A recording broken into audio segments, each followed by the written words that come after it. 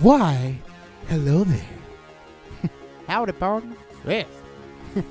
What's up, guys? It's your boy Sanders coming at you from the Snack Nation. What's up, guys? It's kind of late, so I'm a little tired. Nah, I'm just playing. I'm full of energy. I'm ready to go, dude. So let's go. This is Ray, one of my favorite maps. You see me play it all the time. So, and let me go ahead and tell you what gun. I'm up here doing it big, keeping the peace. Get it? Keeping it. Anyway, I'm using a peacemaker, missing people. Ooh.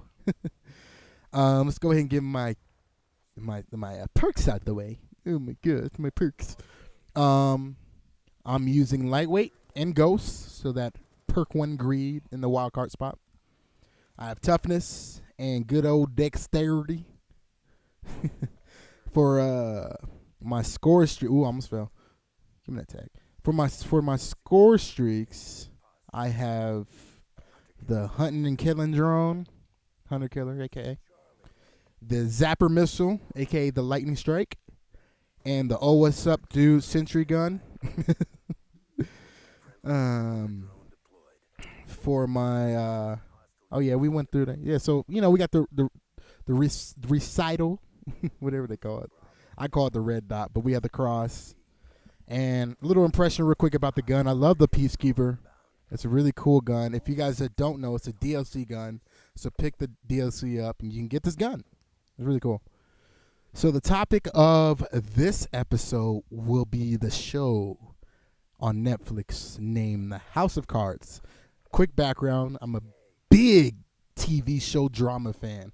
I love TV show dramas. Shows like Prison Break, like 24, and Lost, all those good stuff, man. I love TV shows, TV dramas, and so we're gonna be talking about them a lot. So back to this Netflix series, House of Cards. It's a Netflix original series, so that means they aired every episode. It only comes on Netflix, which is big, it's huge for the industry. I mean, I think that's where the future of TV is gonna be. You're going to be able to, buy your own TV series. You're going to be able to pick your own endings and all that good stuff. But seriously, that's where the future of TV is to me. The Netflix, those content providers like Netflix and Hulu and those types. But anyway, this show, it's about a congressman, and I don't want to spoil it too much. So if you haven't seen it and you want to watch it and you don't want to be spoiled, don't watch it. Don't watch this gameplay. But for those who don't want to watch it or haven't watched it or just want an honest review, I'll tell you the first episode I was done. And I give stuff a chance too, so that was huge for me. I was like, man, this is stale, this is dry, this is boring, this is old. Ugh. The dude was like, it was weird because he like talks in the first person, but then he talks in the third person as if he starts talking to you as if you're in the room with him, but nobody else can hear him talking to you. It's like one of those weird dynamics, which was, 18-3, let's go. But it was one of those, are you going to shoot at me, dude? What's up? But it was one of those weird dynamics. And I've seen a lot of reviews online, and I agree with a lot of them. One of my biggest, we'll do the pros and cons. One of my biggest cons was the Netflix factor. It was crazy because it's almost like I never thought I'd say this, but the story moved too fast. You know what I mean? Like, I would watch 4 or 5 episodes at once, and okay, not that many, but the story moved way too fast. Like, you'd be in a spot, and then you're in another spot. It's like the whole dynamic of the story changed. I'm trying to say it without giving the story away, but it would just change like automatically. You're like, man, for instance, one of the characters, she was a journalist, and it's like you see the dynamic of her going from this attitude to another one, and it's just weird. It's too fast. And so that was one of my biggest things. But, it sounds weird, but in turn, it was cool being able to watch all the episodes. It didn't get stale. After that first episode, the first episode to me wasn't as great, but I could continue and kind of almost kind of forget, if that makes sense. Forget about the lackluster episode and then go on. But as the story goes on, it's crazy, man. It's a great story, but it shows the grittiness of politics, and it's of Washington D.C. and it's cool to see that.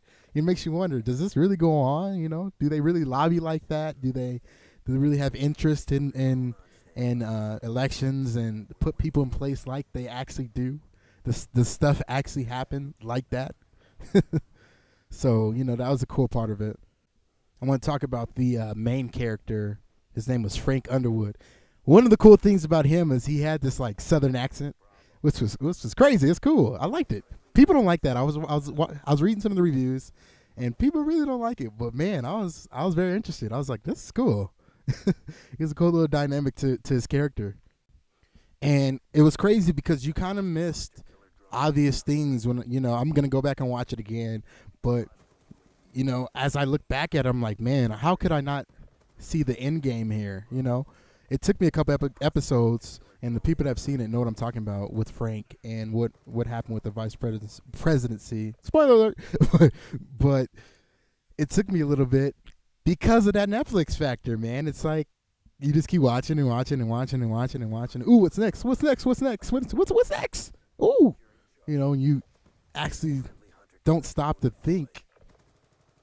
Oh wow, okay, this is happening. I relay it back to 24, and I always wanted to, say forget watching 24 on the network. Wait till it comes out on DVD and just have a big marathon and just watch them all the way through. But now I'm actually happy that I watched them week to week because it built suspense. It built a dynamic to the show and to the story. That was the biggest. Like I keep coming back to it. That was the biggest thing on House of Cards was you didn't really catch everything that you would have caught. If it was spread out over a 10-week period or or a 10-week series. Another thing about this show is the twists and turns. They throw so many twists, man, like a Twizzlers, dude. You're just like, seriously? Okay, this won't happen. In real life, come on. Because there's a lot of little twists and turns and surprises in there. So be ready. People that watched it know what I'm saying. Like, it's hard to explain without giving it away. There's just a lot of twists. There's a lot of turns, especially with the main characters. The supporting characters, they're cool. There's some cool backstories to them, but they're not as strong as other characters. You definitely had the main. Frank Underwood was the main character. You had him front and center, solid. The other characters, you're like, pretty cool. I guess.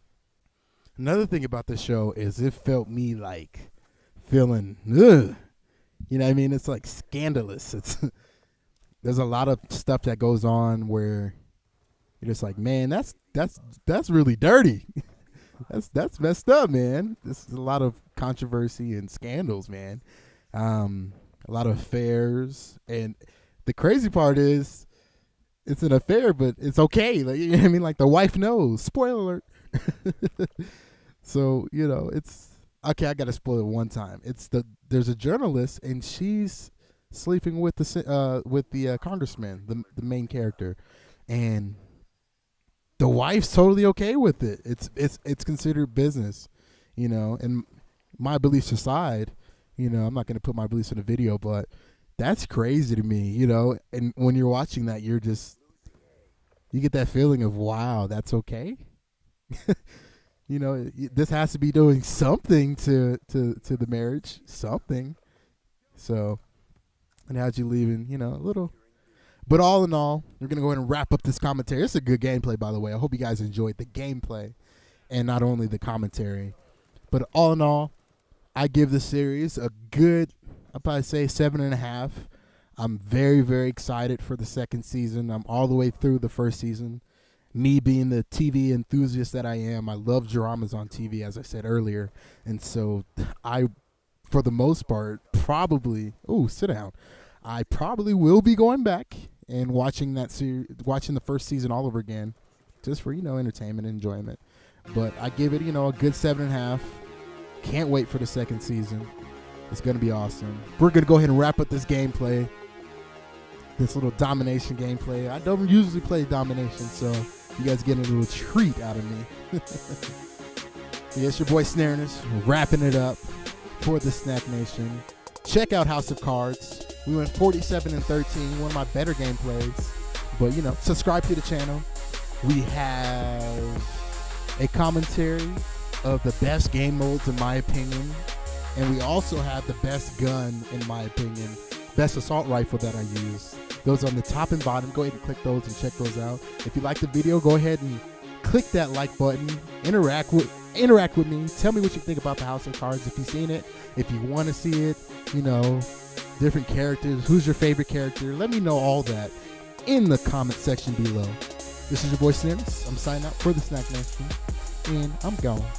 Peace.